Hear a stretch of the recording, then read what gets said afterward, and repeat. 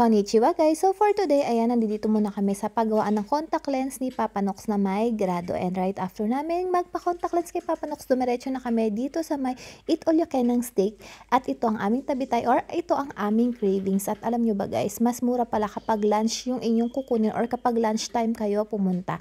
Mas mura siya ng mga around 300 yen kumpara sa dinner time. And ayan nga pala yung mga available na mga food at lahat yan is Eat All You Can or Tabi Hoday. At ayan ang aking mag-ama, naglalaro muna while waiting kami sa my waiter. So ayan, kumuha na rin muna si Papa Nox ng ating drinks. At ayan na nga, tayo na nga ay nag first round. Kayo ba guys, pag mga Eat All You Can or Tabi Hoday dito sa Japan or dyan man sa Pilipinas, nakakailang round ba kayo?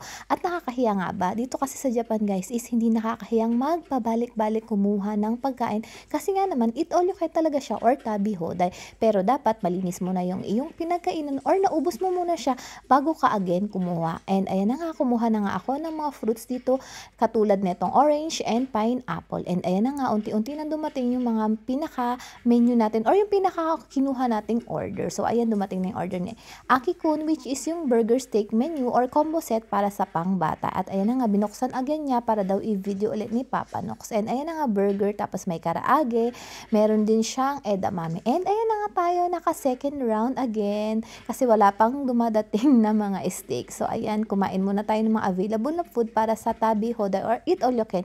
And ayan na nga, dumating na yung star ng ating tanghalian, yung kanilang steak. Pero ang kinuha kasi namin is yung burger steak kasi mas prefer namin to, mas malambot, and ito yung mas gusto nga namin. Meron pa nga siyang pa-cheese, additional 300 yen. And ayan na nga, itadakimasu. Ito nga pala is yung pinakamalaking size kasi kapag lunch nga is mas mura siya ng 300 yen. So tinodo na natin yung malaking size para matry natin. And ayan na nga, may kasama pa nga siyang mga potato fry and pwede mo nga namang i-dip sa may cheese. And ayan na nga, nagkat na tayo ng ating burger steak. Itadakimasu. Thank you Lord for the food. At hindi nga kami nagkamali na kumain kami dito kasi nga masarap talaga siya and busog-lusog. And yun na nga, dahil Tabi Hoday siya, makikuha mo talaga kung ano yung mga food na gusto mong kainin ng paulit-ulit or ng marami. And ayan na nga, kakain pa tayo ng kanilang pa-rice. So masarap siya, terno with rice. So ayun lang naman ating vlog for today. Kayo ba guys, pag nagtatabi Hoday or Eat All You Can, nakakailang balik ba kayo at nauubos niyo ba? Salamat sa panonood. Matay. Bye-bye! Bye-bye, Mother.